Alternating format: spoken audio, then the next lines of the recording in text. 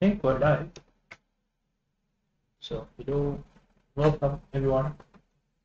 Today, I think it's 12. Yes, it is. Day 12 of nMage. We're building a complete game engine in Golang for mostly Scratch.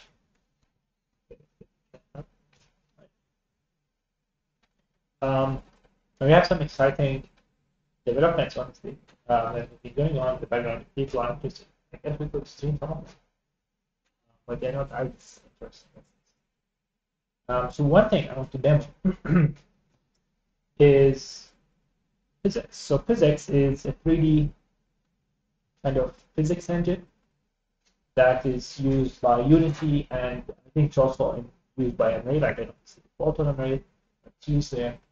It's really powerful, developed by NVIDIA, and it's open source. Now it's not in C++, and it's not available for either C nor Go. It's not official binding. But I would really love to have such a powerful and kind of industry standard engine in nMage. And so I went ahead and I started working on that. We can actually demo something. So there is this PhysX visual debugger. It just allows us to visualize the 3D simulation. So it's not our own code. But what is really cool is we have now this repo called PhysX Go. And this is like our Go code. We just go on. This is going to connect to the PhysX debugger, and you can see the frames are counting up on the right side. If I stop this, we can go back to the beginning. We can play this. We should be able to zoom out. This is two cubes falling due to gravity to rigid bodies, and hitting, simulating very normally.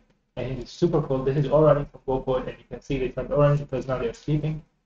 Yeah, so this is just a really cool thing. So we have this entire setup. The project is comprised of two things. We have PhysX C, because at first Go cannot talk to C++, but it can talk to C.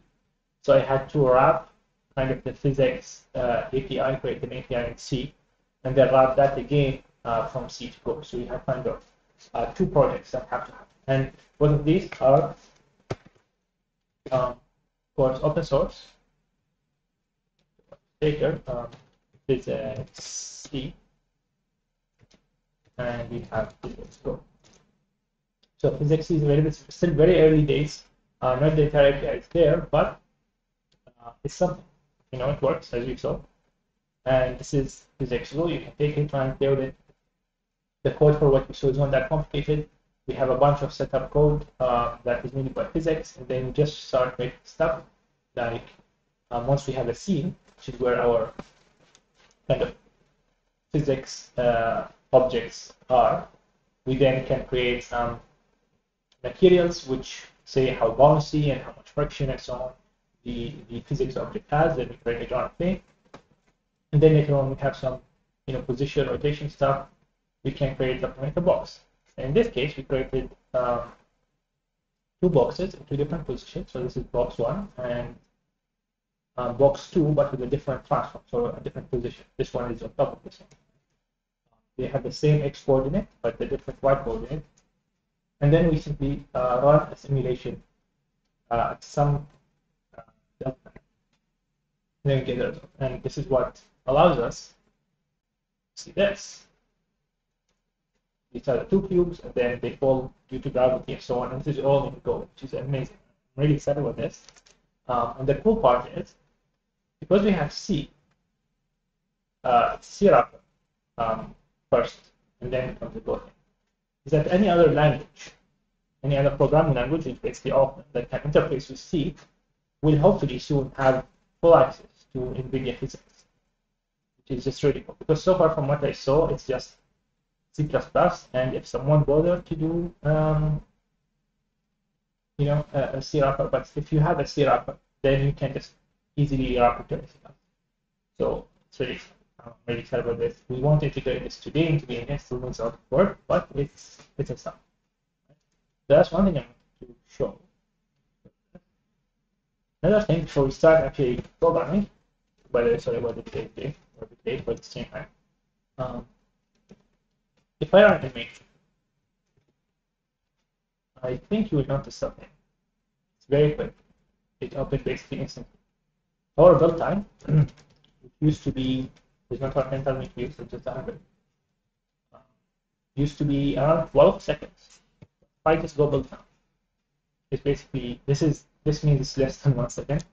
Let's try to change something to force it to stop. X3. It's just like 1 to 2 seconds, down from 12 to 14. And so this should really make the development a lot better, because it's painful to kind of go on and you're trying to test a lot of things, and then all the time you have to wait for it. Now, this is experience. The big change here came from actually AsynGo. AsynGo is the model loader which we created a while back. They have a C API that week, so I just had to wrap it for both. It now does dynamic linking. So now we have a bunch of releases for people who would like to use this and who would like to use it. You need to get the DLL if you're on Windows or Diet, and the instructions are in there. So first, it's all updated to the latest asset. Before we were in version 4, but they recently improved to version 5. So we're on the latest version of that, and I already provided some DLL that I could compile. And since we're linking at runtime, the compiler doesn't have to do all this work to figure out how to connect our code with the C++ library, right? The set library. Especially because asset is really big. Like, you can see the DLL is like 14 megabytes on Darwin on Mac. It's a lot bigger. It's almost 30 megabytes. So building all of that takes like 40 seconds. All the time was basically coming from just building asset. Now that this is gone, because it's a dynamic library, we just load it at runtime. Building is basically instant, so we get this kind of it's really, really good. Right. And obviously, all of this is live. I mean, online, and the instructions are there. Try to make it. We now have at least asset, and so by extension, nMage does support Apple Silicon and supports Windows. Supporting Mac, like Intel Mac, should be straightforward, but I have not managed to cross compile yet. I have to compile the asset stuff somehow. Or if someone does have, you guys have an Intel Mac and you'd like to help, please just build it. There are some instructions you have to build it, and just run these 2 commands. And if you can give us the dynamic libraries, that would be awesome. We can support another platform for nMage and asset together. Right. So let's go back to Mr. nMage. So small things I did upstream. And one honestly demonstrates this one, which is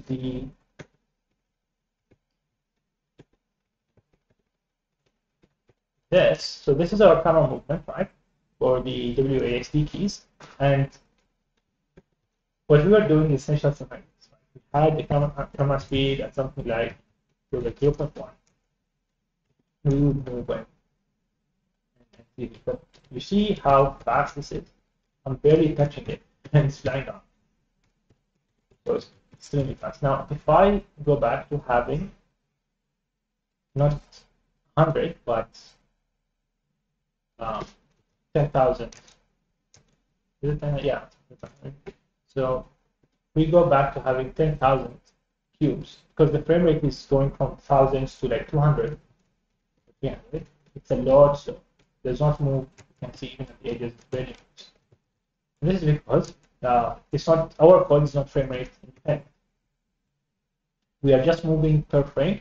We forgot to multiply by the delta time, which we already did that day. So here, I'm just multiplying. Why delta? Make sure that our movement is per second. Now, once you have that, moving 0.1 units or meters, whatever, per second is too slow. So something more like 15. And then even at only 100 cubes, which was flying around just now. Now it's the same speed no matter what you're doing. It's really important. So that's that. Let's see. I don't think I did anything. But yeah, let's see what's. So I think I would really like to get it to usable state so you can build the game. We don't have a mesh class, we don't have a window class. And whether we support multiple windows is one thing, but at the very least, it would be easy to instantiate a window. So, is this part of the renderer is a window? Does the window take a renderer? Maybe we should do that. I'm not sure. I think that's right. Let's start with something. So a window is what? A window.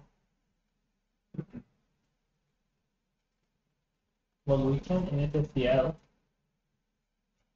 Yeah, so this needs to go somewhere. All this. And then we need to input GL. Yeah. So we create a window. We need to SDL with some setting, we create a window, and the context, and so on. And then start doing it. So all of this, we'd like to wrap it. You might not worry about honestly. This SDL, no, so you init it once, but you can use them multiple windows. So maybe the engine should have kind of an init function that's done one time. I guess could make sense. So let's have that. Should we have an engine package? Like an nMage engine. So you get engine.net. We call that. I am not sure. Also, we have all these sub-packages. Yeah. I mean, you can start with something now, then later on. Yes. Just we try, do something, and then it doesn't work out for us. So let's do an engine, or maybe, and yeah, I guess engine would be right. Engine start. Init function. This boy needs to init basically. Yeah, it's to be main. It's too much stuff. Get it from here. Okay, cool. Now, I want a way for them to process all of this.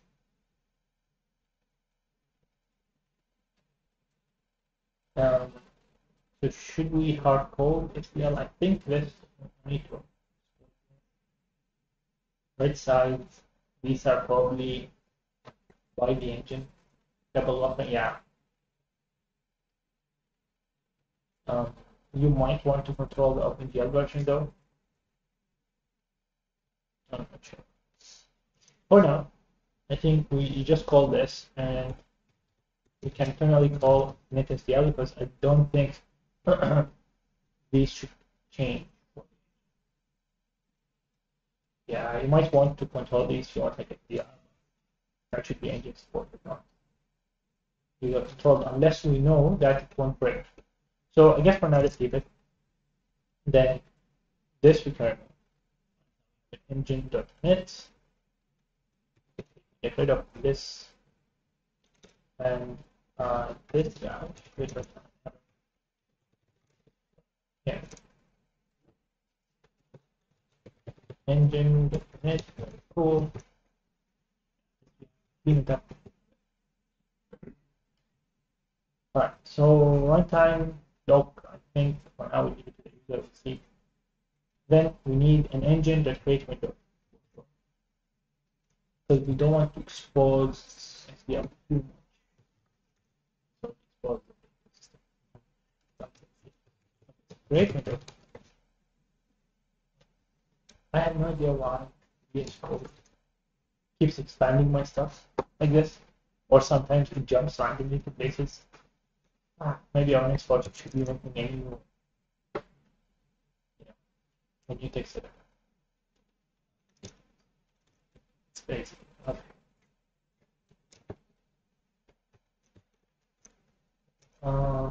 Let's take this. Yeah. So create window then needs a width and a height, and what it wants. And so let's say width height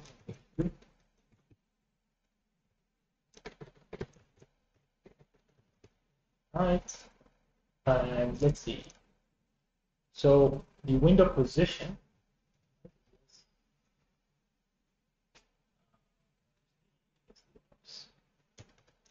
Because I want to know what flags can be passed here, so we can take the proper parameters if you use them.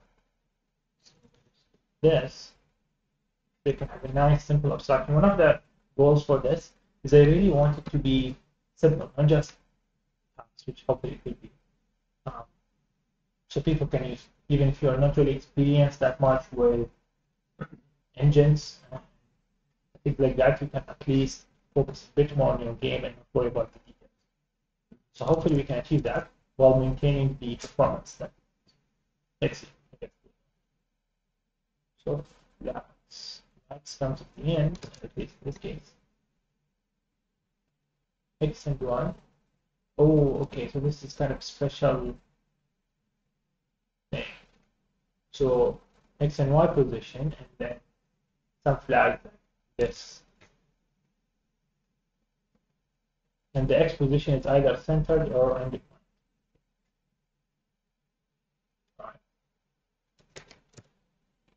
So maybe we can make our own in that case.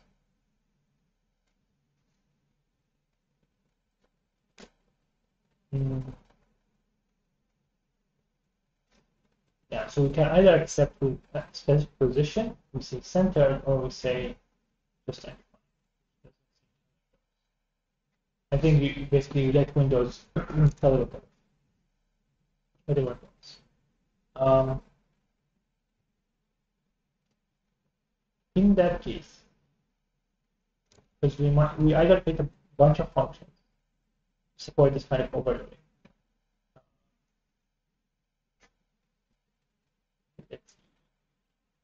Or make it an enum.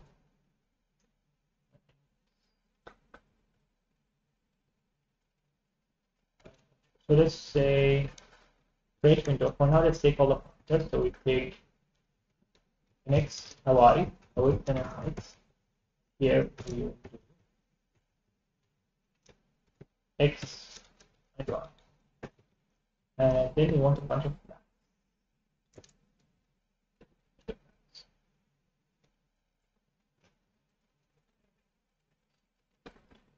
Not created. We'll open the window. So this ties to the renderer, which is creates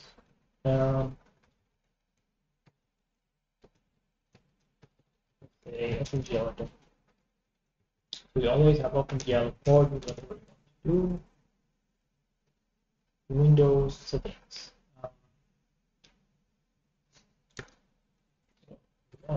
Case.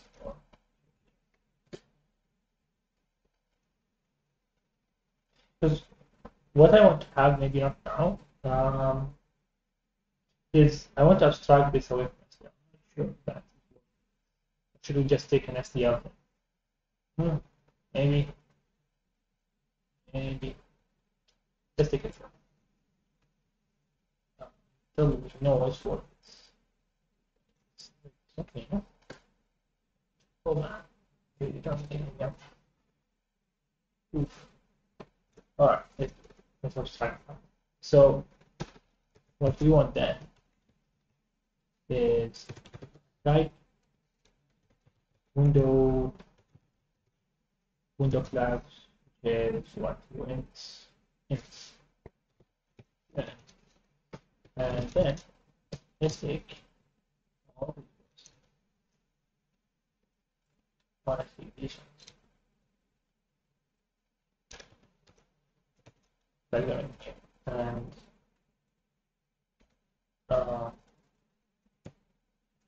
it's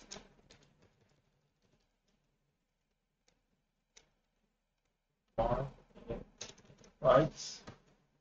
This one equals this, and all of these prefix with window flag for this, and all of these are window flags. There we go. And now these ones are SDL dots, and that's that. And then we have a nice good abstraction. Let's open screen, full screen. Yeah, and then in here, you can take a nice little flag, and I just don't want people to make too many mistakes here or get confused about what we do. So perhaps, and we don't have welcome, so we'll move that. And SVL, yeah, I think we just remove welcome. That's good. And we can take them into plan, it's fine, but we order them with OpenGL. And we order them always with flags, with the flag underscore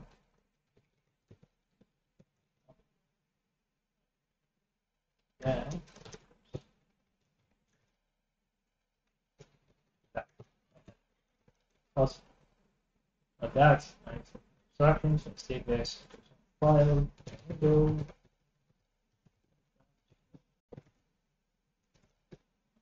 Uh,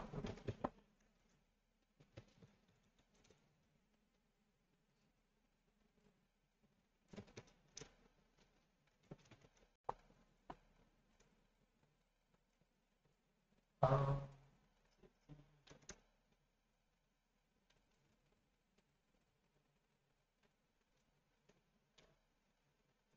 we have some text here.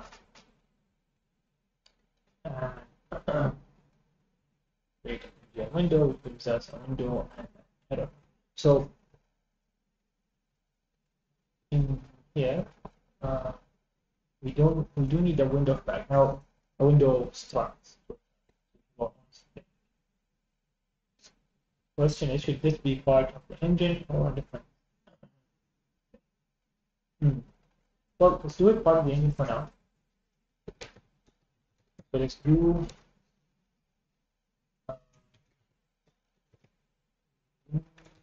we just do engine.window. And it needs to embed what's the other Portugal.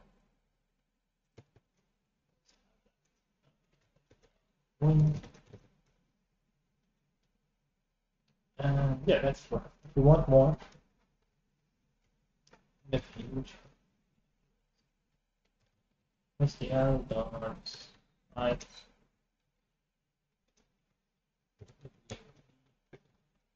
So do they expose? I want to make sure that side, yeah, sure. So this is good. It does have a bit more, but yeah, this one not. Unless we want to kind of wrap a bunch of the functionality that we care about. And the only thing we don't want is, well, so let's give it that. Window, error, and window. It might make sense to put these in some kind of interface, but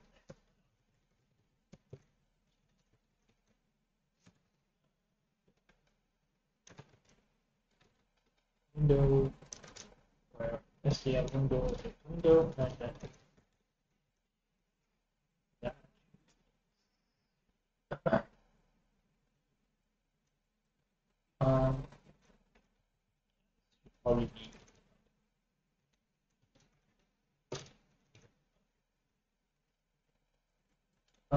So there goes our window. Now, if you wanted center,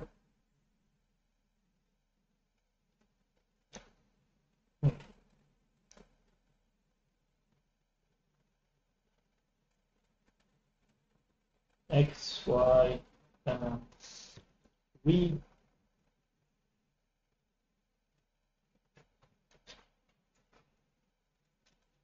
let's do data from GL, and let's just do, we don't need these, path, yeah,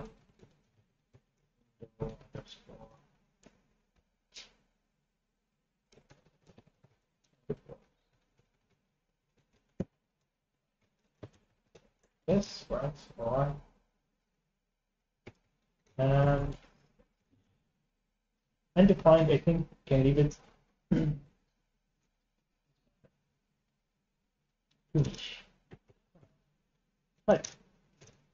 So now, if we go back to main, we can start using our own stuff. So window, we don't no longer use this. Oh, so we are not doing.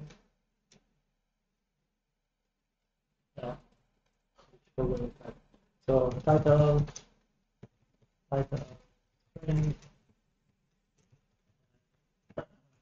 here as well. Title.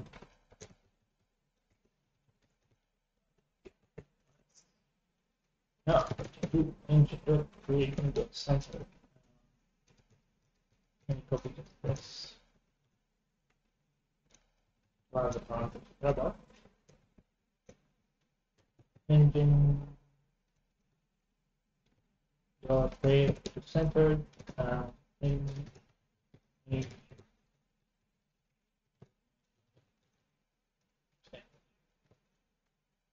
width is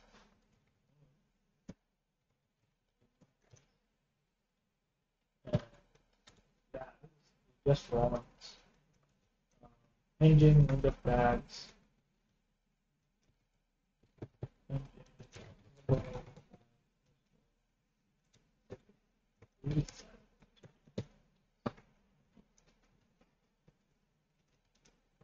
Then once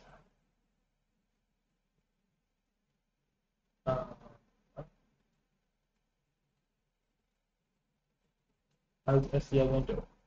Oh, okay. This window is actually engine.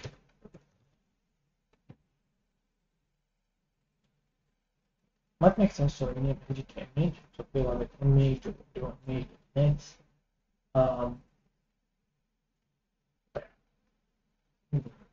It's okay. So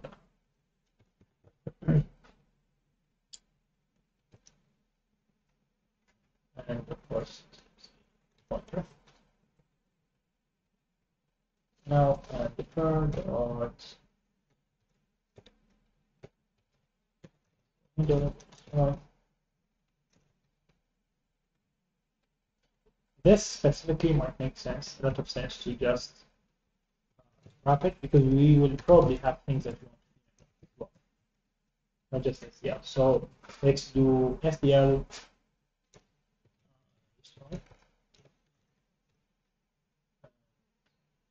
Yeah, error maybe. For now, all we do is return W SDL window.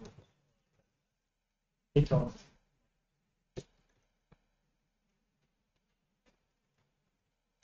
The rest we just do window dot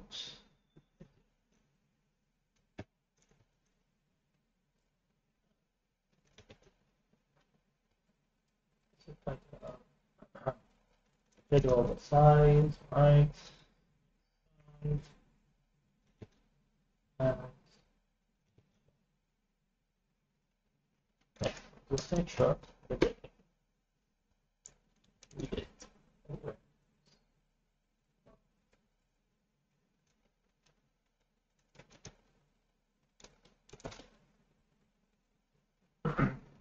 Right.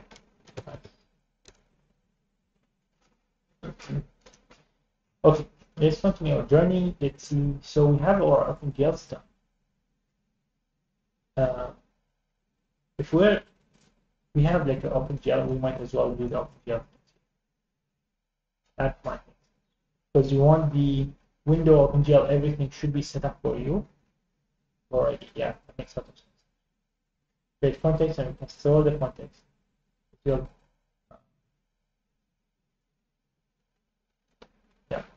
Right. So in that case, create window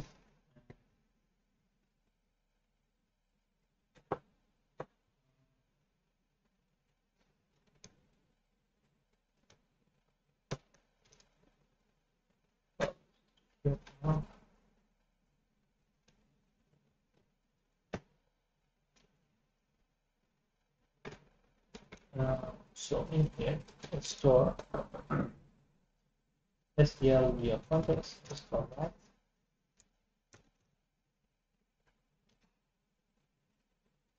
Yeah. So let's take this. I don't know what's not pointer. Yeah.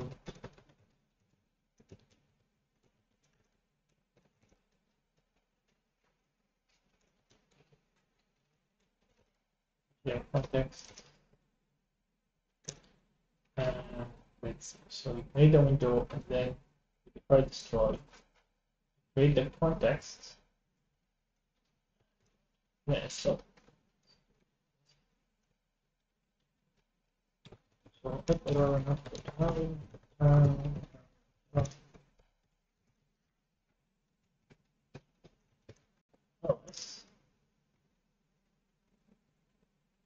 uh, let's see. So just thinking what's the best way of saving all this? Yeah, I guess. Do the simplest one now. So create context or window or STL. Alright. Window GL create context. Do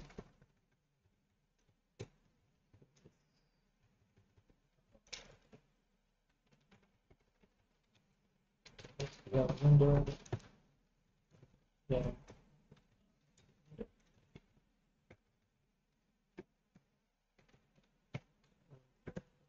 Now, window here we just window. That's here.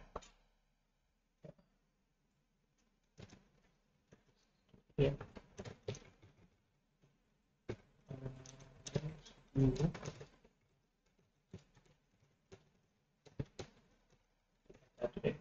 Right. So create context again, similar thing, but now you do. Can I assign directly? What? What? Oh.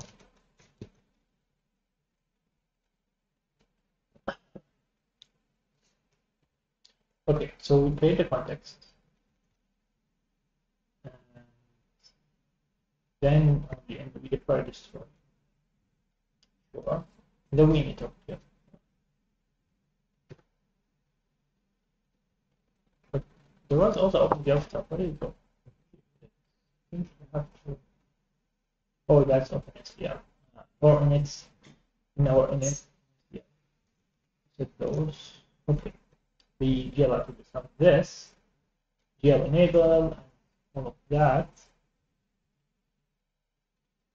That's up to the user. We can do some same defaults. Let's say. Yeah. Makes sense. Do as many defaults as we can, but still give the user access to it. I think that makes sense. So we have the GL context, and we should also, now that we have this, you need to init something here. Okay. Now for this part, the best thing is support Vulkan and these things in the future. We don't need a separate and its rendering layer. So we should have a rendering package, and that has an interface for these kind of things, like different implementations, like init, so on. Should we do this? Except flag and do so on. Or we have to go to GL. Let's do GL to see, just to have something going, and then probably start there. All right. So we have this, and I think it makes sense to also init open GL for. That's what we're doing anyway. So let's say this guy.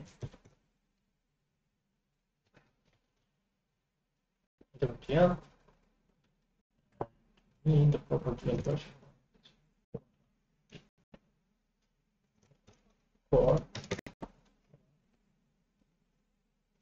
And we need a variable, and so to store this thing and well have it. No, I think actually that's yeah. Yeah. Okay. Why getting something to save? So, I think there was a bug I read about this. The thing gets confused, we have an error. Alright, we need to compare. So once we have the context, and assuming we don't have an error, in which case we return again null error. We can then init of GL again error equals this, and error let's see, some coding that we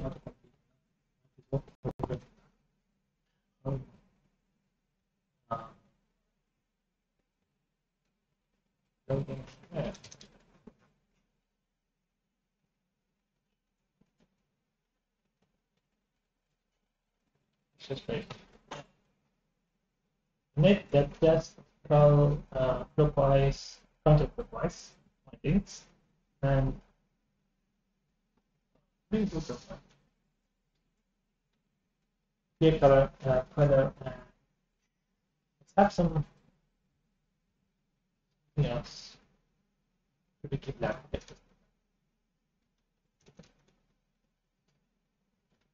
OpenGL, and then we don't need this. This is now all of this, and this is just part of the window. So I'm just going to connect up. All of this.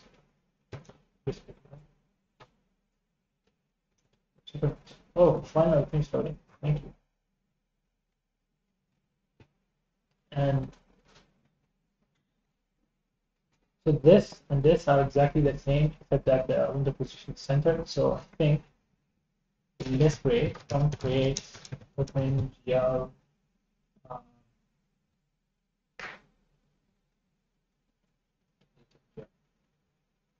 This is to create window. Which takes a x, a y, width, height,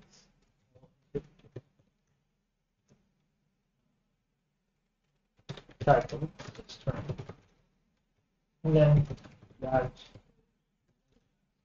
the difference is that we make these kind of special.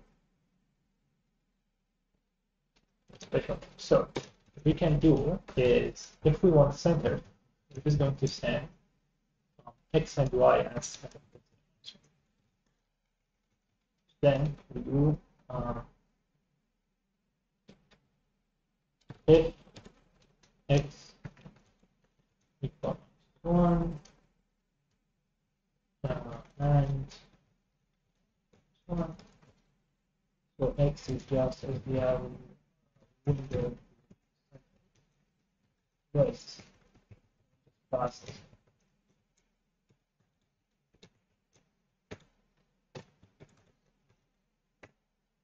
and that should do it.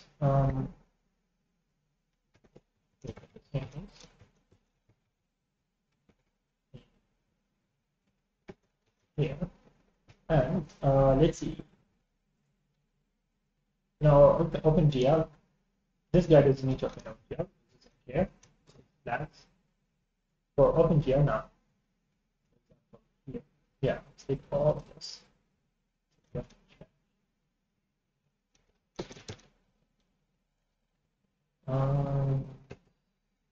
This guy, refund.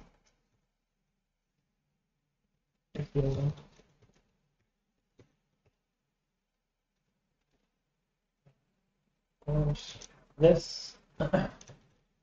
Okay, so this just so we don't have to duplicate all of this code for init, we just have some nice files. So all of this now is moved down. We don't need any of this. All we do is we call we return a page window with the title X and Y are actual Y, with this flags this along with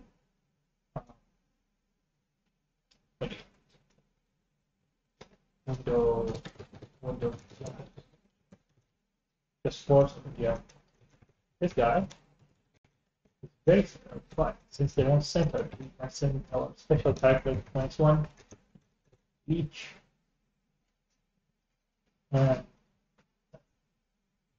So okay, both minus one center, then we call it yeah. Then we go init the context. Then we init of the itself. Same defaults. I hope others. I'm not sure how we would like to kind of change the default of the version. I would love to see one of this. Oh, hello, Olala. Welcome to the stream. I'm not sure if you know what we're doing, but we are having we're doing a game engine from scratch.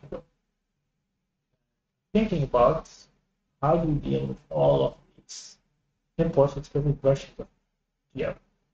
Maybe I check mistake.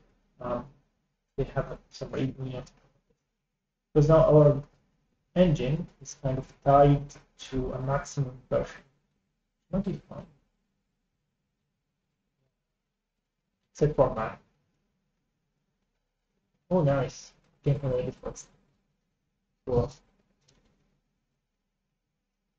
So I don't know if you saw the last video, but I guess it's really test now.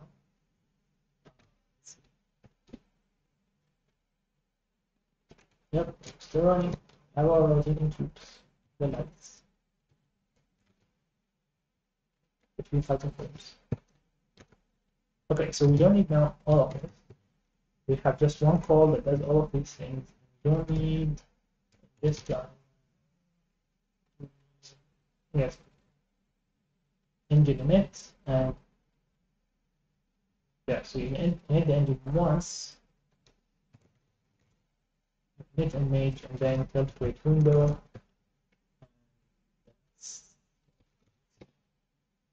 Since we're doing all of this in one thread, yeah. Set swap. Hey, you can take.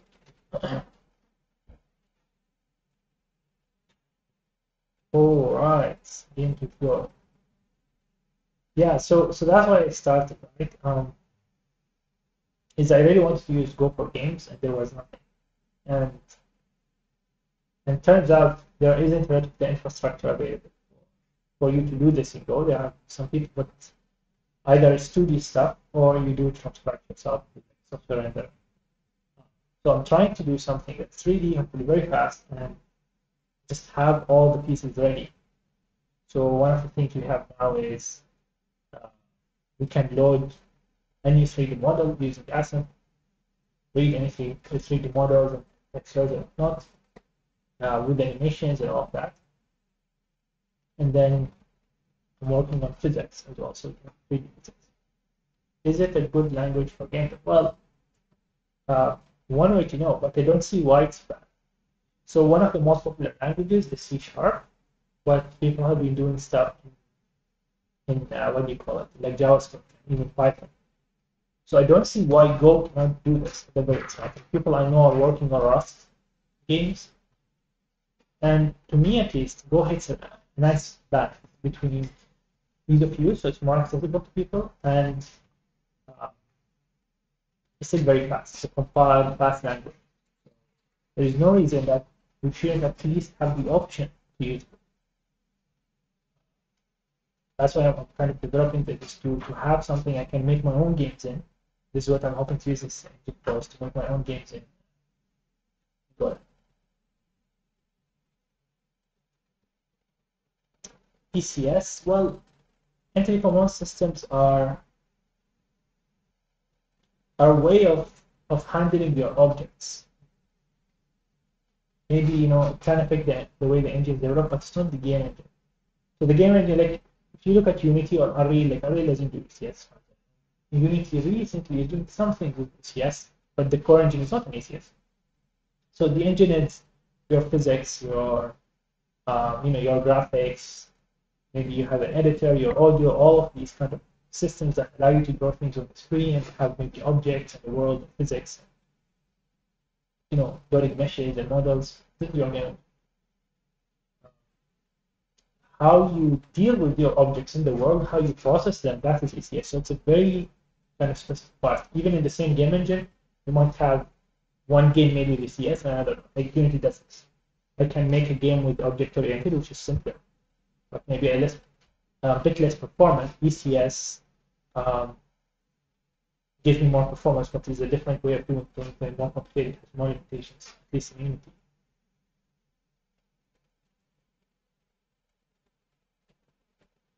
Oh, nice. I really enjoy. Yeah, I don't see why not. Yeah, I think it's very good. It's expressive enough. I mean, people are doing it in C. They did it as a game in C, right? They still do. So go is and so yes, you don't have inheritance. You have embedding and not being inheritance. You have interface embedding. So uh, it could be torture. Yeah, it's definitely harder than other languages. But C, I mean, for Go I think it's very nice. It's modern, garbage collected, which some people say is anything, but it's that. And we have interfaces and generics are coming soon, so it should be now. And one reason for doing this is just to see like how good it is. But I think if people like C# that much, so you had monogame and you have Unity and all these things, and I know some people are also doing gaming with C# scripting in them. Well, why don't we have Go? But for Go, you don't need a scripting language. Yeah. So I said, you know what? Let's do it, and we'll see. Once we do it, we'll see. But so far, it's going really good. Yes, Unity core is C++, but they do add. I mean, the language in which people develop the game is usually something higher level. So of course, I don't know why people like this. I think just C++ is too annoying. But I would like something where my engine and the game are in the same language, and I don't have to suffer on the program. It's prefer to suffer. So Go came to mind. It's like, hey, this is fast. It's compiled. It has really nice multi-threading abilities, which I can use to make the engine fast. And I can write my engine and my game in the same language, and then I don't have additional overhead of going back and forth between. Whatever the engine can do, the game has access to. So you can go really deep. So yeah, that's kind of the idea. But other stuff has gone very popular before. So if I don't know if you know about monogame. Monogame was super popular before, and I think even Unity used it for a while. So hey, if we can get something that's popular as monogame, I'm gaming. Yeah, there have been a lot of games with garbage, yeah.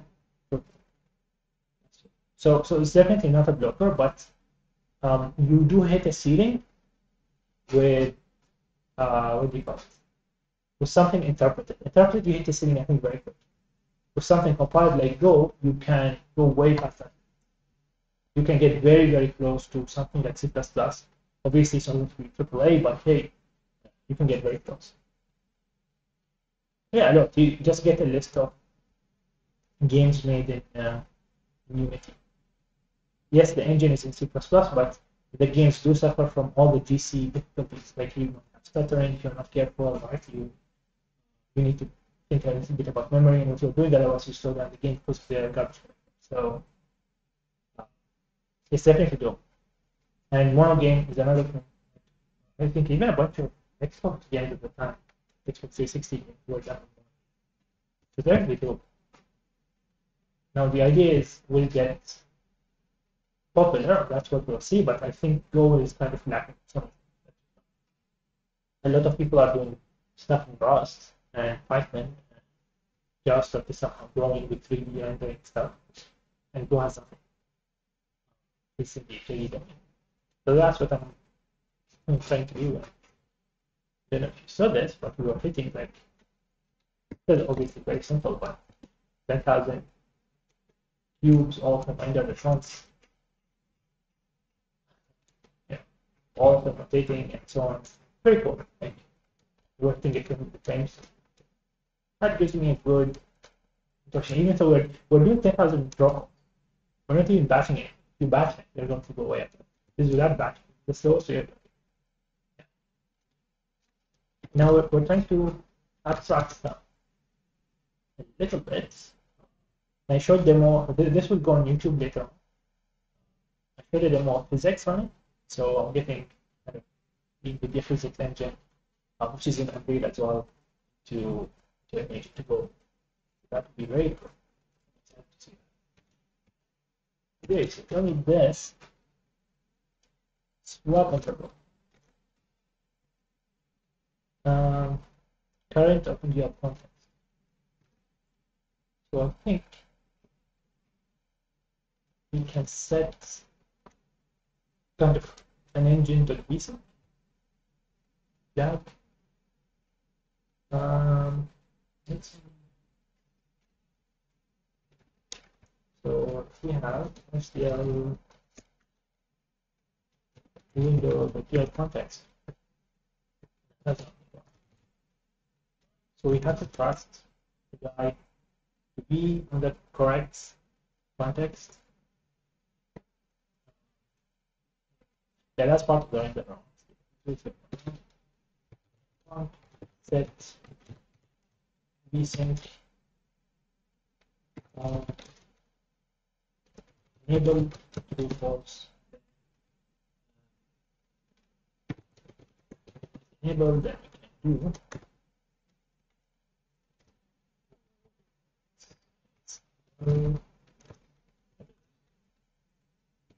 Enable that we do.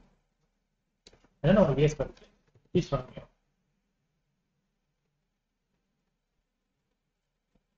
Oh, is it not clear? Because no one says. I'm sorry about that. It's actually a very high quality mic, but might not be adjusted.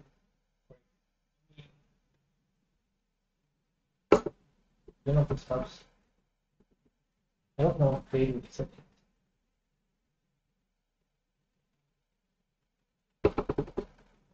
I actually didn't know.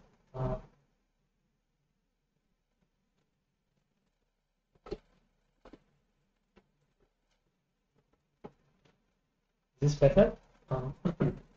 Sounds bad. Sometimes sounds quiet, but shouldn't sound bad. It's kind of the best one. Yeah. I'll check that. I'll definitely check. Sorry about that. It's not empty. That's definitely. That's not big. Like you shouldn't hear echo, for example. There shouldn't be better than what?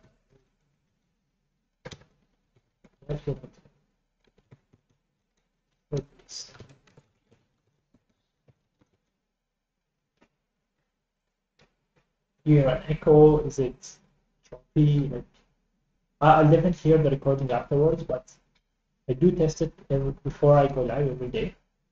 for example, to make sure it's not exploding far. So definitely check. That's what. Another, oh, 56 minutes. So we have started this away. Let's look at our shaders. Our shader flow is definitely, yeah, this is a bit low level. What we want is probably a material system.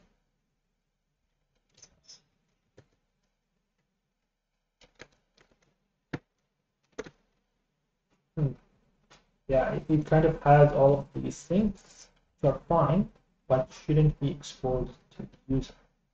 The user should just say, use the shader, and then all this done. Scenes, that's that. Buffers. This is kind of okay. This should be part of the mesh class.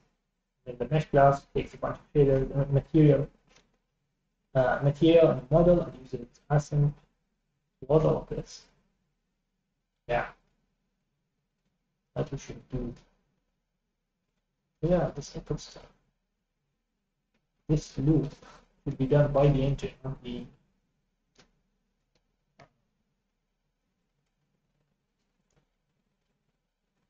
muffled and a bug with the start. Yes, it is open source. Yes, you can find all this and all the other related projects on GitHub. There's async Go, that's the open asset import library for Go, where we load all the models in billion formats. PhysX goes there, which I'm working on still very early, and this thing is called nMage. You can go to glorious nMage, and you have, yeah, this is what I'm working on. There is stuff. Yeah. Just keep in mind, Mac Intel does not work yet. M1 Mac. Okay, so the engine. So this all of this.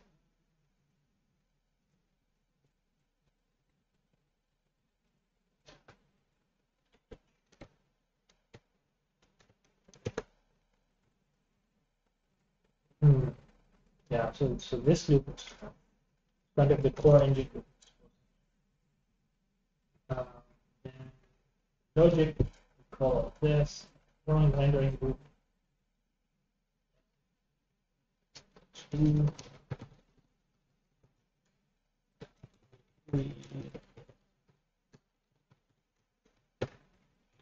here, copy of reset. Yeah.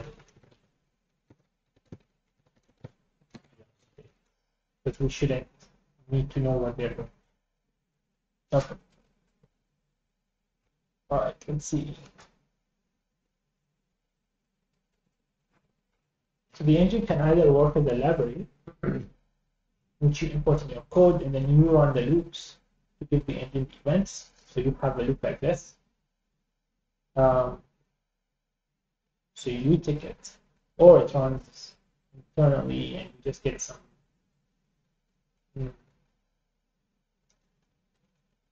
Yeah, that one you see. Personally, so the clear system would definitely work with that. This is done. Nice. Clear system, and then from that you can have mesh system. Then now we do have a study system for that.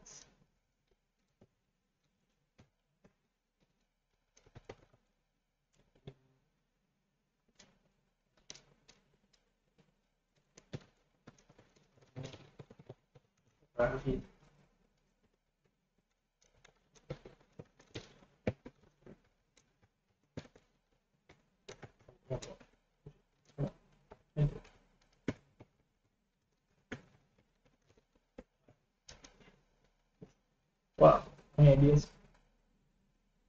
we have this. We not shorter shaders. The game. Should we do materials? Okay. Engine materials. Material.pro. Probably start. So what's material? A material is really some shaded parameters. And what it? Yeah. So in here, for example, we have a simple shader, right? We have our shader and we give it a bunch of positions, and up above we give it the parameters that needs. So we look at resources, shaders, and simple packaging. So we have vertex information, we have light information, we have ambient and so on. So a different shader might want different parameters. So maybe we want to give a different texture. It's the same shader but using a different texture. So the way this is done is using same shader but different parameters. Is really you build a material. So for that, let's take a shader program. Shader program is just complete shaders, shader program, and that should do it. Shader program, a bunch of ints, so no point making it pointer. Really, you may track it. Does it track it? Yes, code. 2, 3. Oh. This is, no.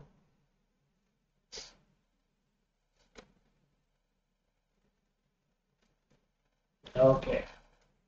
Is this not built in? I thought there was a way where it kind of shows you, or maybe that was Visual Studio.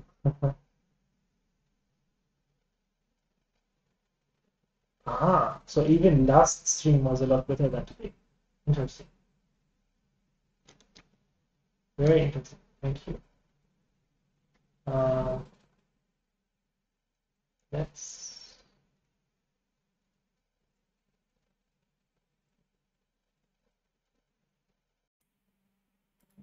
Is this any different?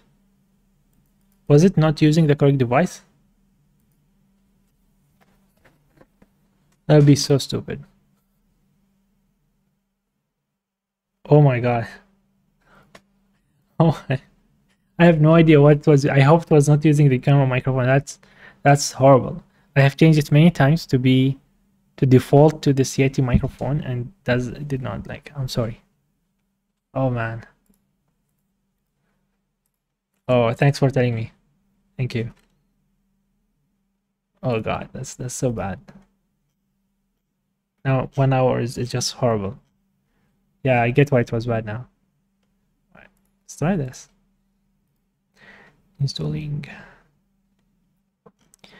So how does it? And displays them in the activity bar. Oh, okay. So is it down? Okay, there you go. nMage. Ooh, nice. To do. Ooh, cool. I usually control F8, but yeah, that's nice. Yeah, honestly, that's one of the core reasons I'm staying so far, even though it annoys me. Is it just has so many extensions, and it has viewers and just everything to work with so many different file types. Yeah. To do tasks. Right. Thanks. Right. So we have this, and So material, we can have a new material which gives us a material back, and we said a material is just a shader with a bunch of unique parameters. So if we have many objects with one material, we can batch all of them, draw them all together. So here, even though we're drawing like hundreds or thousands of cubes, we can just set the shader once and the parameters sorry, once, and then that's it. But if that's not the case, then we need to keep switching every time we draw the object. So if we a different object, we need a different parameter with a different shader activated. We need to bind it and then set the maybe positions or whatever parameters we have on it. So it's one of the ways to optimize things is you batch all the objects that use one shader and you draw them together, and then all the different shaders, and you kind of do that every time. But I think so. Our shader is different than. Okay, so this is part of the mesh class. Is the buffer objects, all the vertices, all the things we need, all the that would be the mesh class. So let's do the material, and here we need to let's take a math name and a shader. You need to pick a shader. For now, you need a shader path, and here let's do name, and should we store the shader path? It might make it nice or easy to reload. Let's see. If we need it, we can store it. All right. So material name for now. So let's go to load shaders. load shaders. Right. So we need a new shader program. Then we load it, compile. This will set the buffers on the GPU. We get the file, and then we attach a link. And that's that. So we can do all of this for the user and not have them worry about any of this. Right. So new shader.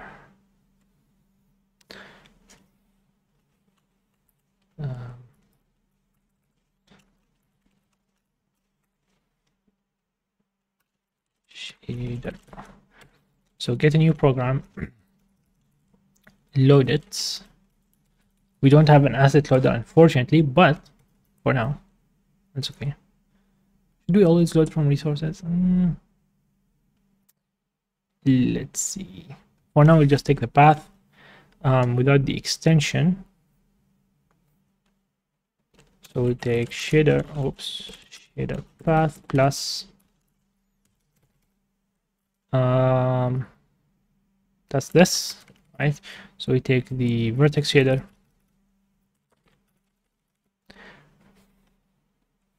to load and create vertex shader, and then the same thing, but this time with fragments. Oh, Mr. Mugame, welcome back. It's been a while. What's up? How are you? Oh, we're doing very well. I don't know if you have seen the previous streams and videos, but we actually, I'll show you in a minute. Let me comment this out. We have a bunch of nice cubes. But yeah, I'll show you. Is this an error? Oh, we'll get back to you. So we're running a stress test on the engine with a bunch of rotating lit cubes, and we made a better Camaston. So this is 10,000 running at doing 10,000 draw calls, not even batched, and we're getting some really nice performance. So you can see how many. And we updated the input system. We're working now on abstracting everything out so you can actually use it instead of tons of code to do anything. We're changing everything. The compile speed is a lot faster.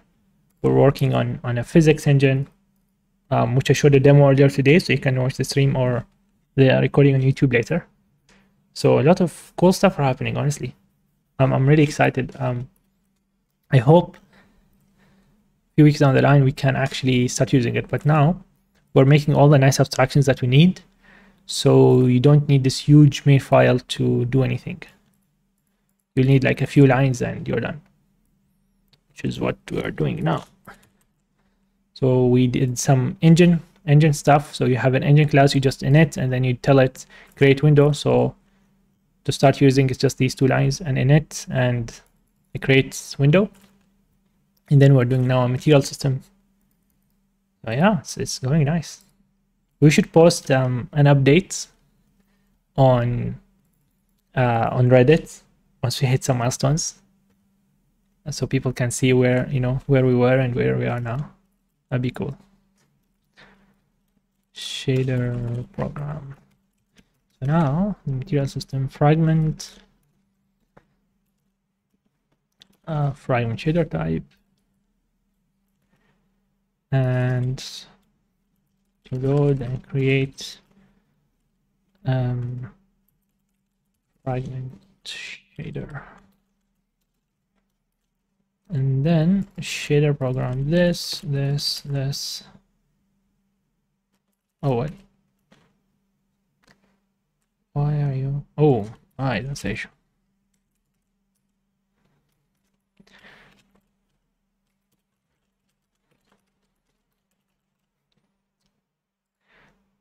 Vertex shader this. Oh my god, go, come on. Well, VS Code, there you go. Shader program, declare but not used. It is actually used now. Thank you very much. And then our material can get the name, which is the material name, and we can have the shader program be the shader program. And we do need a way of finding out, or maybe somehow knowing what all the attributes are and then enabling them at the very least. I'm not sure how to do that, so we can look at it later. But yeah, so we load this, and then that means that all of this is not needed. Similarly here, so that's just one material, this thing is one material, and we're done. So instead of load shaders, what we will have is actually, so here is init engine, create window, create materials, which, and most of this, once we have an editor up, which is way down the line, this will be created through the UI. So when you click the UI, this is what's actually happening inside. Now we can do materials dots, not asterisk, no, materials dots, new material, and this is like simple math, and the shader is this resources slash shaders slash just simple. That's it. So we have this one. So simple math. Oh, it's so cool to say math. We finally have a material. Well, it's not full, but we have something. And then I am GUI material. This is I am GUI math. What did we call it? Just I am GUI. All right. And that's about it, honestly. So we no longer have these shaders floating around. I hope we don't need them. Yeah, we don't need them.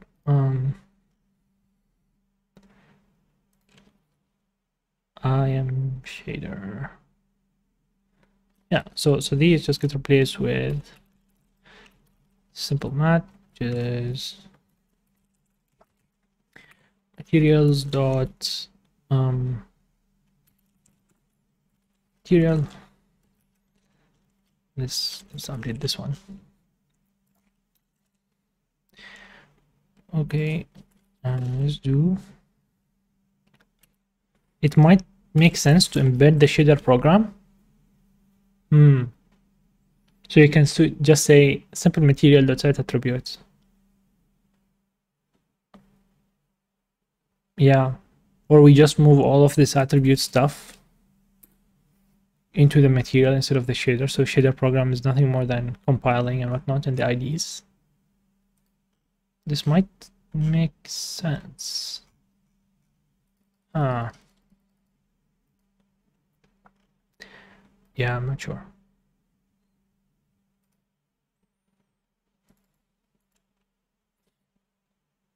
Let's see. For now, we'll give it this way. What? Okay. Replace this guy with this.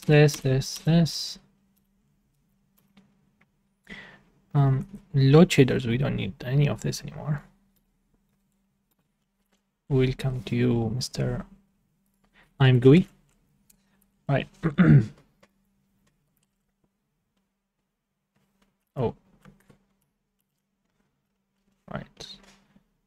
This guy and done. And yeah, activate now just is on the material. Doesn't make sense that elsewhere. And I don't like activate. I just change the words to be bind. Bind is shorter. Bind, and all this does shader program m.shader program dot activate, and even this I just changed to honestly to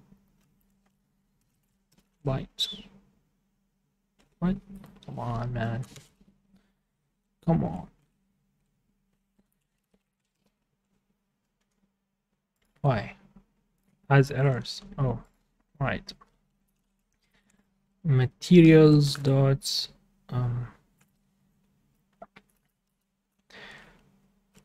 simple mat dot bind. Nice.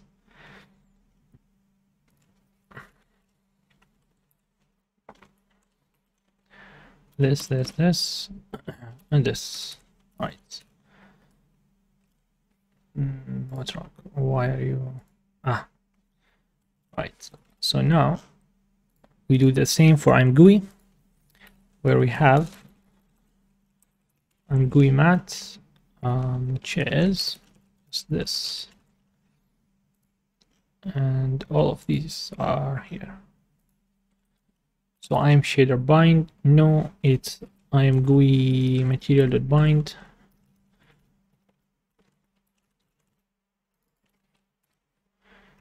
Shader program, right? Like this, and then here, and oh, what? Yeah, attributes. Right. In here we want, and I am mat.bind, and let's have an unbind.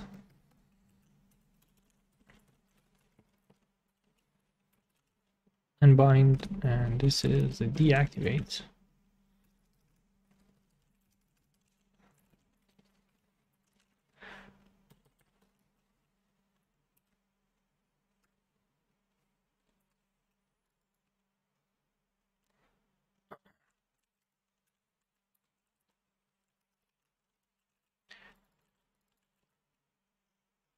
Is that it? Is it running? Does it work? Ooh, nice. Beautiful. Right. So now we can go here and change this to bind and bind. And in here we save.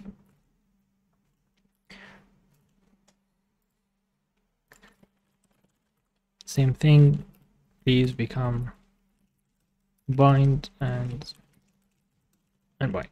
Thank you very much. Save. Bye. And that's that.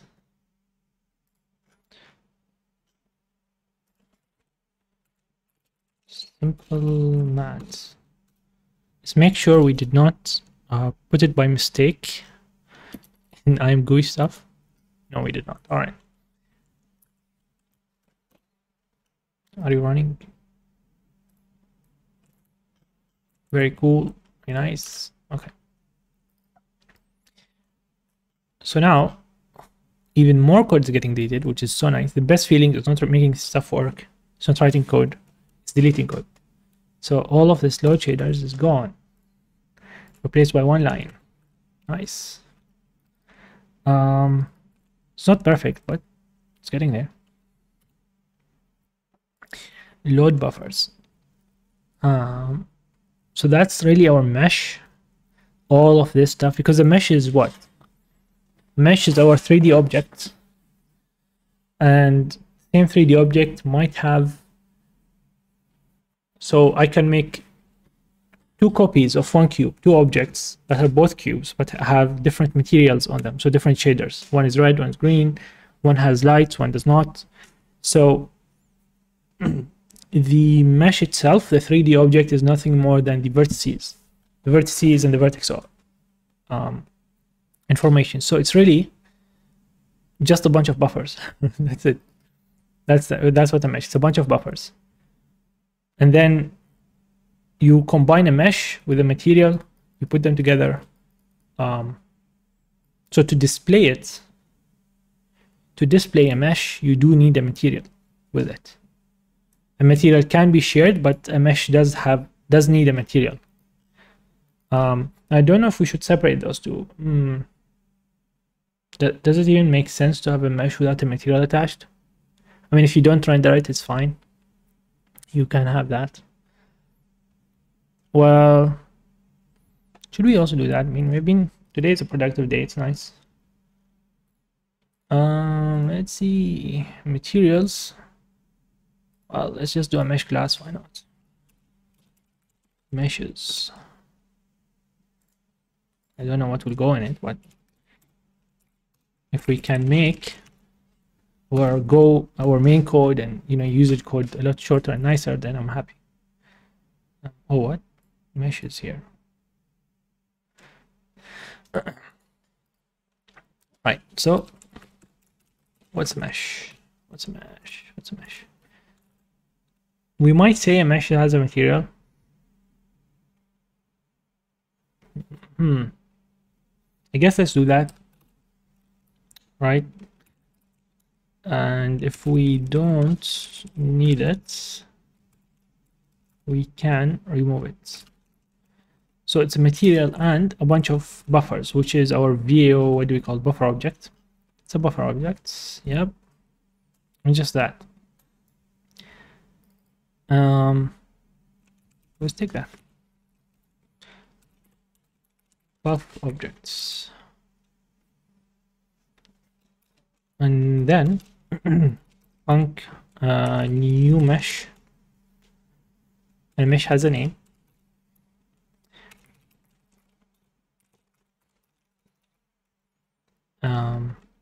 So at the very least, give me a name. I'll give you back a mesh. Making everything pointers might not be a good idea. But let's see, because maybe we can have a session and talk a bit about the CPU cache and kind of some considerations to make things fast. But ideally, you have a big array and all the stuff in the array are just there. So the data you need is in the array one after the other. So you can just make a big loop. So if you want to render everything, you just make a big loop. You get the data, let's say you draw them, and that's that. When you have pointers, what you have in the array is not the data. What you have in the array is pointers. So you have to get the pointer from the array and then grab the data from RAM potentially, and then operate on it. So it becomes a lot slower.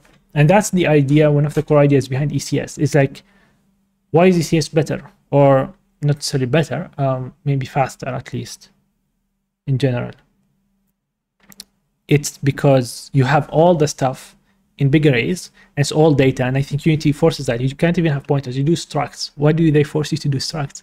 Because in a struct, the data is just there, you put a bunch of structs, all of them are allocated next to each other. So when the CPU loops, it gets a bunch of memory, so it might read 5 of these structs at once, since they are all one after the other in memory. And so you can do 5 iterations of the loop, for example, without going to RAM at all. It's all in the cache, extremely fast. If you have any pointers, then you have completely destroyed all of this. So it's something to consider, definitely. Hey, okay, sure, enjoy. I'm not sure, maybe at least 10 minutes more or 15. Let's get to a nice stopping point. Maybe we'll have a mesh, we'll clean up. Let's see. Yeah, but thanks a lot for joining. If you come back, come, let's do, maybe you have ideas to do cool stuff. Let's do some more, you know, what can we do other than 10,000 cubes? Let's see. Yeah, let's do our mesh now. So should we tell people to create their materials and send them to us and their buffer objects? So let's look. Load buffers. What's load buffers? This is part of the mesh work. Buffers should not be even public information. All right. And a material is this path, right? So let's do the same. So we have a name. Let's also have a model path, and then we can create all of these things internally. We do need a way of kind of automating, finding, okay, do you have this, do you have that? But we load this.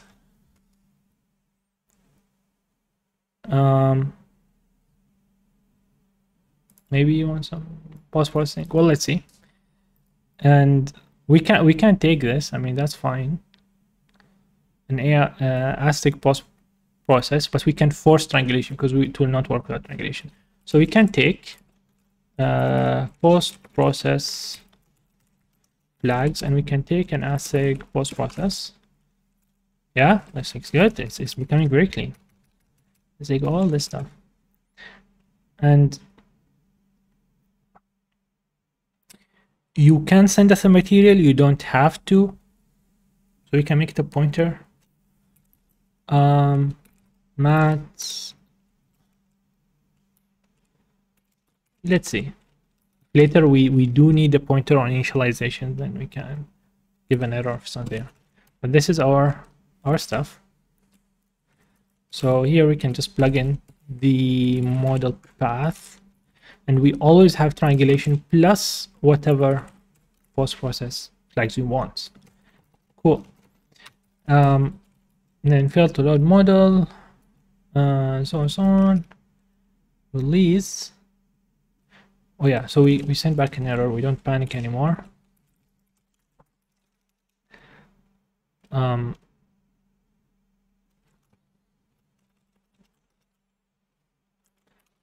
So we have errors.new.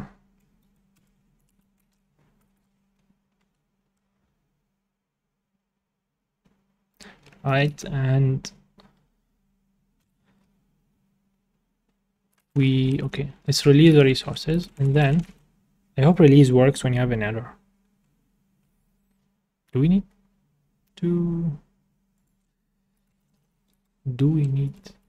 that? I don't know. Oh, okay, it doesn't matter. It's an error, it doesn't matter.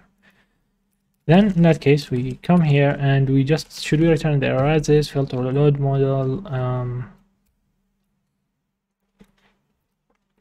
and oh yeah, the mesh is now, we don't have a mesh, sorry. So we have this, we don't release anymore. So we should store this, right? No, we start at the end. Okay, we defer our release because we're copying the resources into Go. As the, wait, don't the docs say that, but as the readme. Okay. And then we create a buffer object, right, which we should store here. So let's start creating here a material. So not material, sorry, mesh. So mesh is this. You know, it's a mesh. The name is the name. And material is just the material you gave us. And then mesh buffer objects equals this. Oh, nice. So now we can get all the stupid flattening codes and let the mesh worry about it. That was so cool. I like to, when doing something, especially if you have never done before, like you don't have the exact way, is to first just make it work. Write ugly code, put everything in one place, have like 1,000 lines of main.go. And later on, once it's kind of working, you have some structure, you have an idea about how it should work, then abstract it out. Abstracting too early, before you have good knowledge of how the thing's supposed to look like, is just going to give you garbage abstractions. Then you're going to have to rework it. So yeah, this is nice. Now it's kind of clear. Now this could be wrong way of doing it, but it's at least clear to us with this setup how we should abstract everything out. So, you know, it's something. All right. So whoops. Don't open up stuff. VS Code. So we have we load the model into memory. We defer release. And then we have a mesh and then a buffer object, and then we start flattening out things. And what happens if we have more than one mesh? We load the first one only. I mean, we got to see how we want to deal with it. Maybe you load a model and we generate a bunch of mesh objects for you. I'm not sure. For now, to keep it simple, let's always load the first one. So we can see say that if scene.meshes, if it's 0, there we have no meshes, then we have return null errors the new, and we can say what do you call no meshes in no meshes found in file path.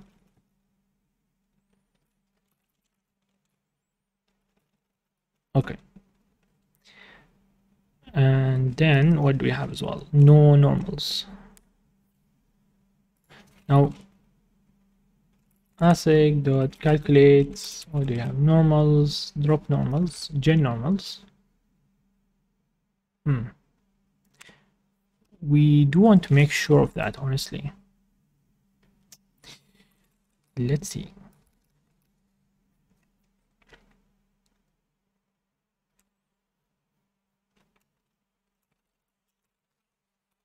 Let's put that here.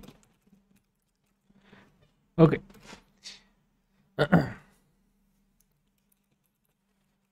Now that we know that we have a mesh from the model, we can get the vertices. So we do that, which is cool, of our object, and then we have we load the normals, right? Oops. And then we do, what do we do?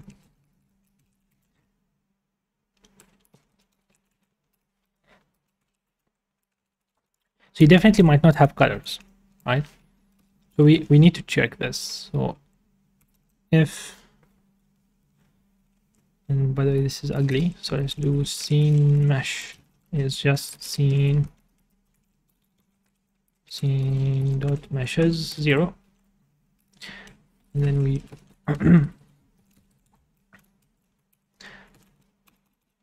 there we go. That's nicer.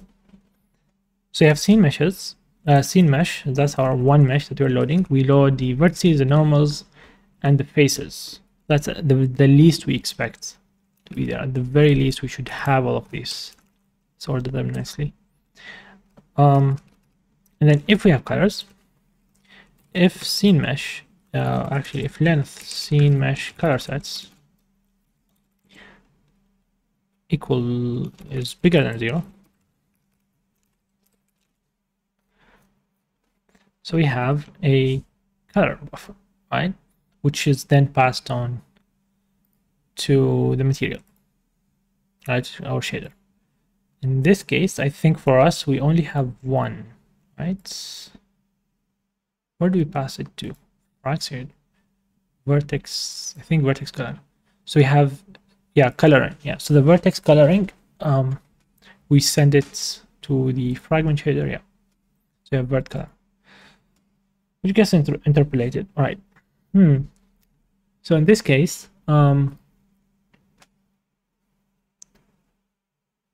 if we now, you can have more attributes per vertex, but for now I think this is the ones we can support. Like, if we want more, we can definitely do more for sure.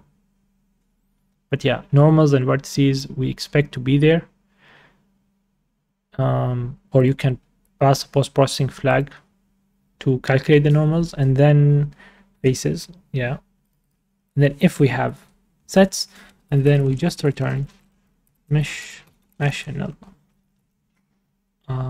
Why are you right? Oops.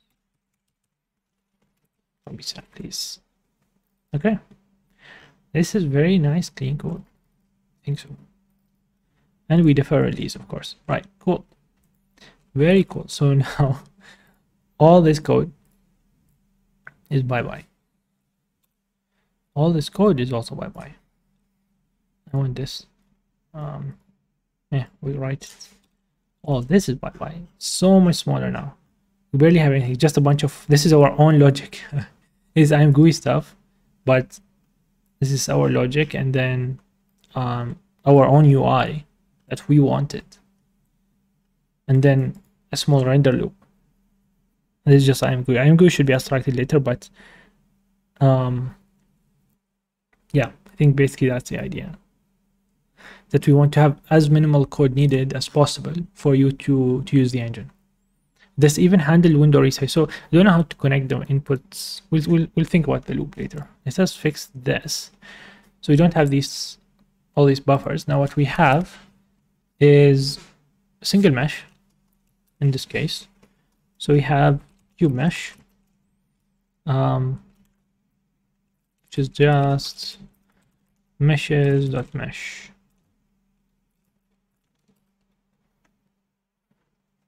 Materials, meshes. So meshes.mesh. Why are you sad?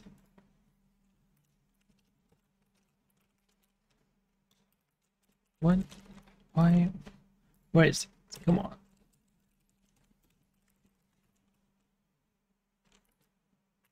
Why is it deleting it? All right. Mesh. Okay. So we have this. Now it's complaining all over the place. That's fine. So in here,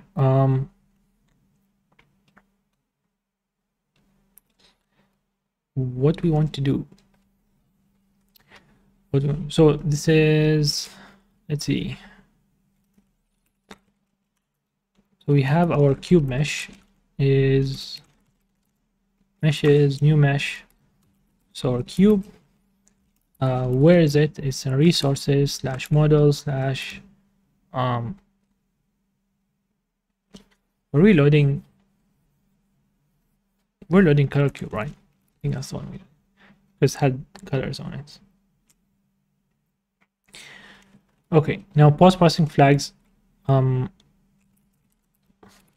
we have a none? No. I guess we'll just pass 0. And material, I want the simple material, please.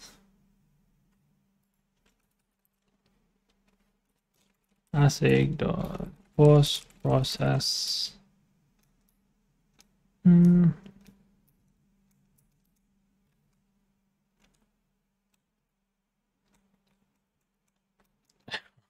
we do need a non flag. But yeah, well, for now, I'll just put it 0. And that should do it. Cannot assign. Oh, right, of course. We have our error. And if error is not equal to null, we want to log fatal. Fail to load cube mesh. That's it. That's it. I think that's about it. Where are the errors? Now we need to just fix all of these places where it's like, oh, what is VO? I don't know. And now it makes sense. I think this is making it clear that the shader should, like, these attribute things should be part of the material, not the shader. Which makes sense, right? Because now it needs the buffer objects, and the buffer objects you get from the material. Well, yeah, I guess let's move all of these to our material. And so where is it? So we only have here is really attaching shaders, linking. All of these can be moved from binding, because now a shader is basically attached, it's part of the material system, it's patched to the material objects, and all of these now can go away. Shader program, and so we have just link and attach, and then in the material bind, and then all of this mess. And so we place all of these. Oh, by the way, so in the engine, I do want just the this thing. I do want OpenGL to be there, and then we can replace all of this SPE program stuff with our material.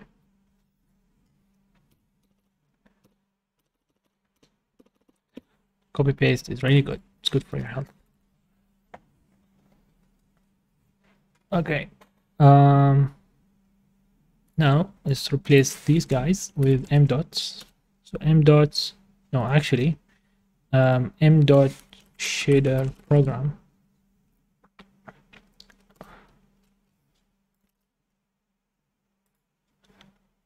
Dot. All right. Nice. This. Oh, not all of them. Some of them.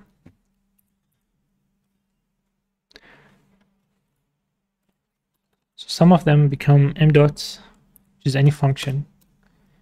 Not the IDs, not the IDs, not the IDs.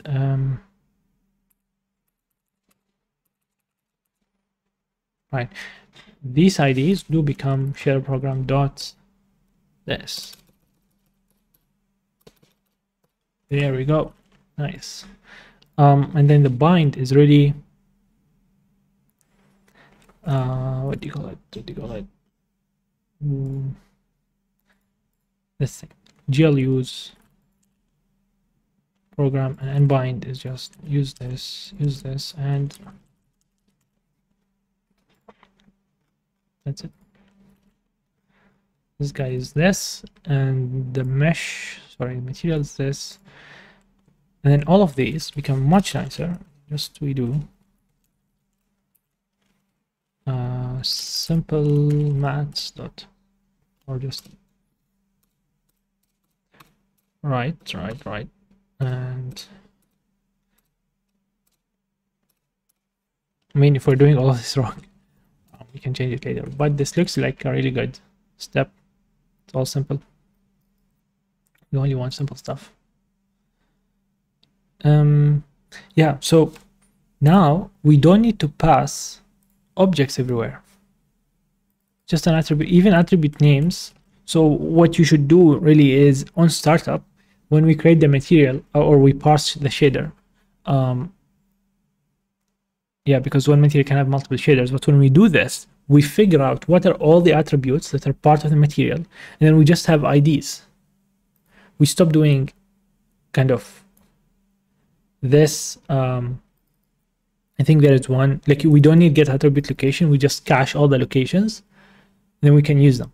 That makes it a lot faster. That improves the performance. We'll figure out how to do that later. Maybe we can read it from the shader. Like we compile it and then we ask OpenGL what are all the attributes, what are all the uniforms and so on, and then we get those, and then we do like a preprocessor pass on it. But yeah, we get there. Right. So now anything with these buffer objects.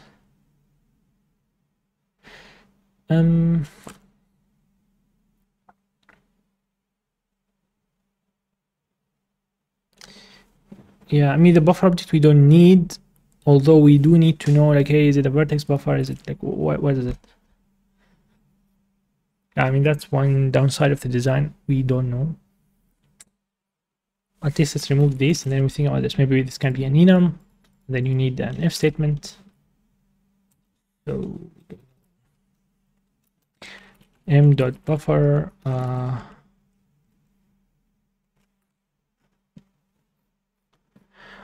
oh right, it's not the, we put the buffers in the mesh, not the material. Forgot.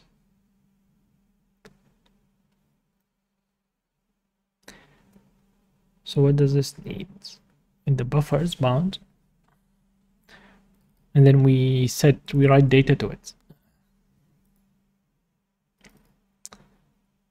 All right, so this is the view and the buffer, and the mesh now has all these nice buffers, part of the mesh.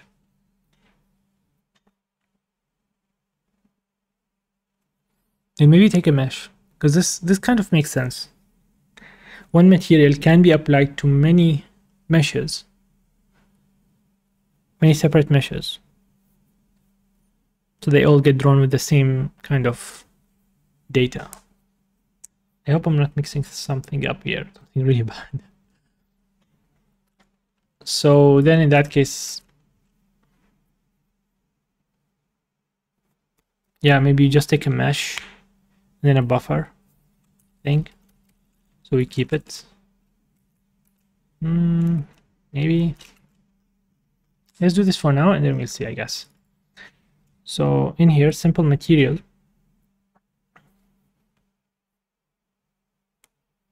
Vertices, meshes, I'm not sure.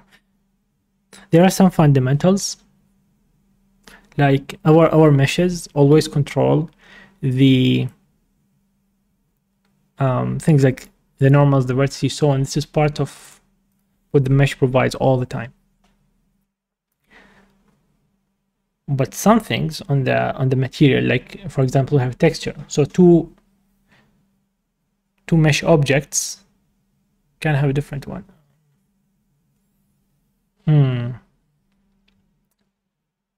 Yeah, because it's set on the material. Right. Yeah, so the buffer class might need a rework, or like we need to find a way to connect it better to the mesh. But I guess for now, buffer objects, and so anywhere where we have a bio dots, we can put this thing.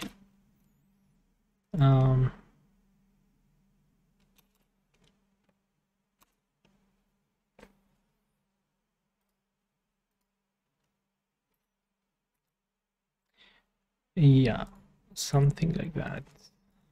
And where we have bio, we just do this guy.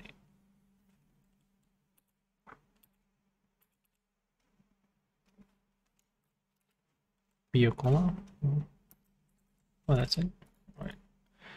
Enable attribute. What's wrong? Has no field. All right.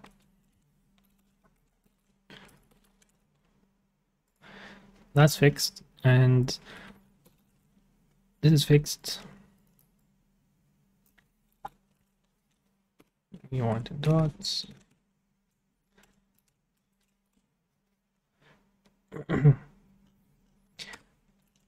Seems to work now.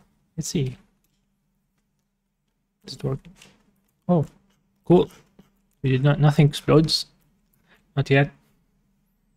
It's going well. yeah, I mean, our rendering system is not really there. We just have pieces of it. We do need like rendering system where we can submit stuff, and I want to multi-thread that. So we'll have a rendering system running on one thread and then the game on another. And then when you want to draw something, you don't just do like, you know, set attribute or you do a draw call randomly like this. You kind of submit this, you give it to the rendering system, and it does it for you. Kind of like how ImGUI is dealing with us. So ImGUI is sending us, it does some magic internally and prepares a bunch of buffers, right? Things it wants to draw on the screen. We don't care what those buffers have. We get enough information from it, like, oh, get me your vertex buffers, your index buffers, and we have a shader for you, right, for ImGUI. And then all we do is we loop over all the stuff you want us to draw and draw them on our own thread. So it doesn't care about the details of how, where it's getting drawn. We just send the data to us. And this kind of system is very clean, very nice. And you can also use it to integrate something like Vulkan. We can just send the data, and then Vulkan can draw it in its own way, OpenGL in its own way, DirectX in its own way, and so on. But yeah, and these is just for now. We put them at the end of Draw UI.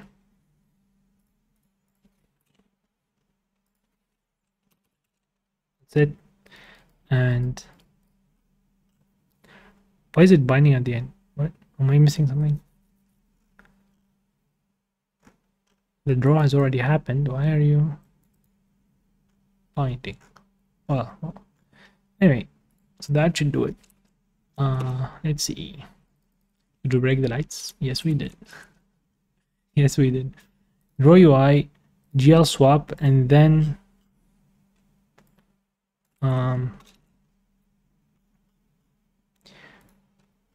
so we need to GL swap first. So we need like an engine post draw to do these two steps. But I haven't figured out where to put the engine loop yet. So let's see, I guess. Draw UI.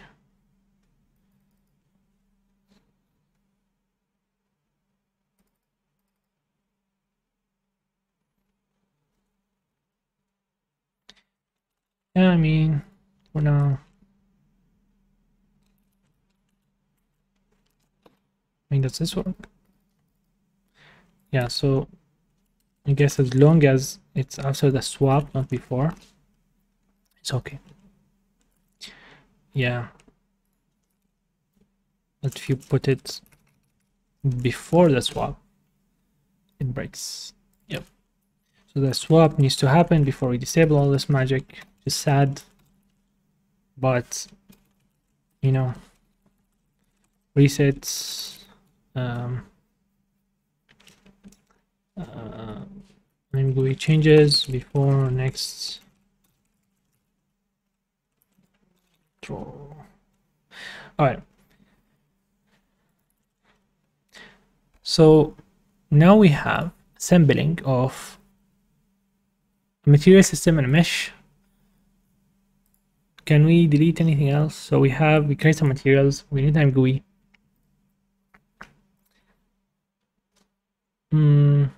So this is part of, and even anytime GUI is really part of the engine.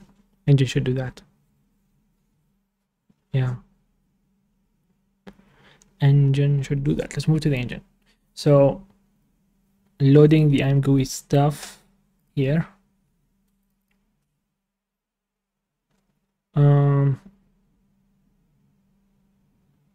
Yeah. So let's take this part. Where should we put it? Should we put it like in it UI? Because we need to do it after the window's created, not before. Really? No, wait. Where do we create the GL stuff? So here we do SDL. I started to do it before. So we create the new material before that we have the window. It should be doable, I hope. So we take ImGUI. load meshes. Take GUI, and on init we init SDL, and in here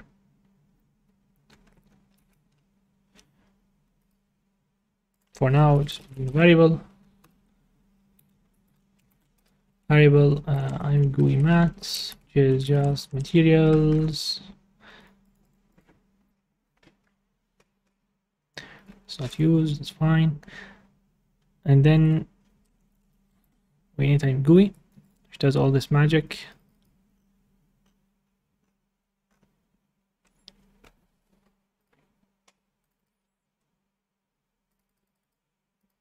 I mean, we can make the user have their own loop and call events on the engine, but I don't know if that makes sense. The user should just init and go on their way.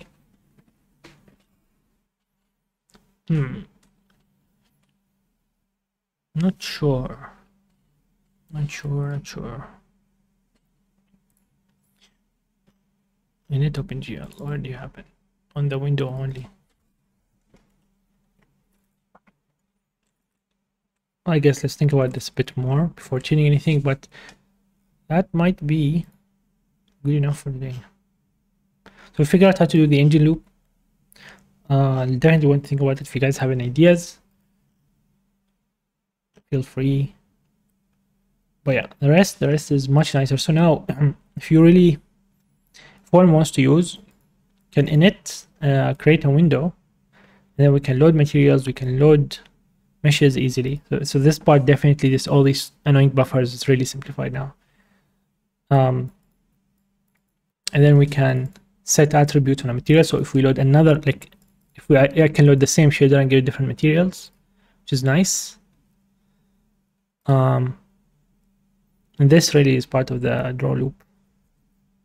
Like we can have a mesh.draw, right? But then you're drawing individual meshes, which does a lot of work. Yeah, you'd rather batch it. But that's one way. So you take all of this stuff and you just put it part of the mesh. You say mesh.draw, and then the mesh uses its internal material. It just sets positions and goes. That's it.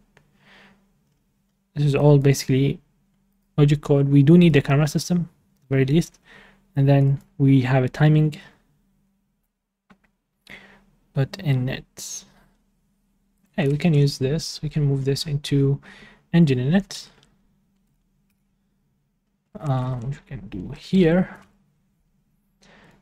Frame started and so on, frame ended. Yeah, I mean, it's good work today. But we are crashing now. It's okay. I think is the material breaking. Ooh, material that bind. Who is not loading the material?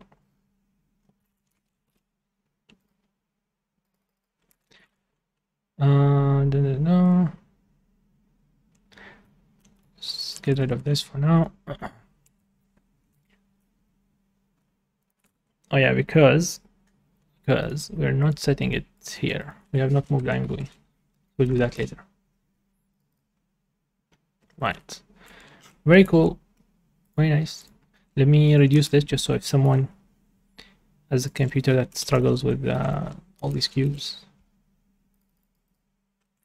All right. Nice. And IMGUI still runs fine.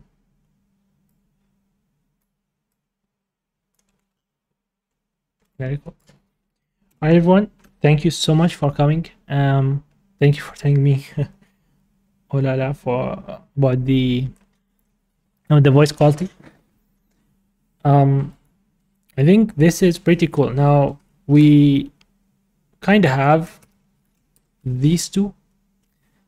What we do need is really proper rendering setup, and we do need kind of an engine loop, and we need to think about how we want to do this, and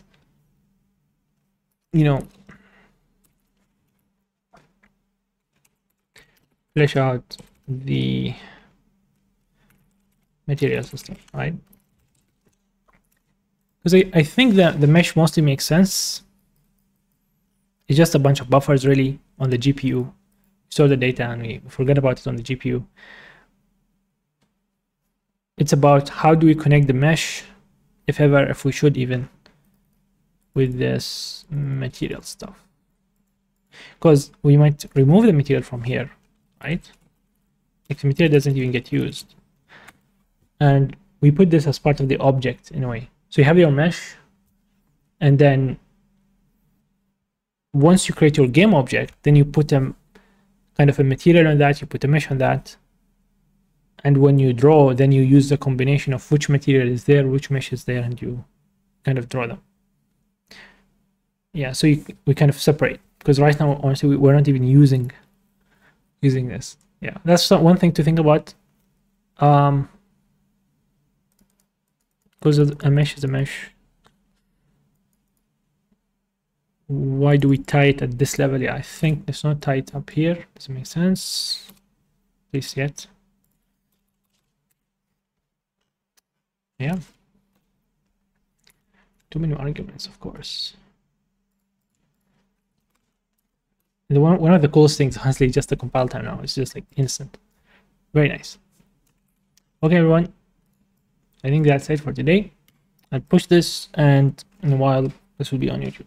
Thank you all, and have a great day. See you next week.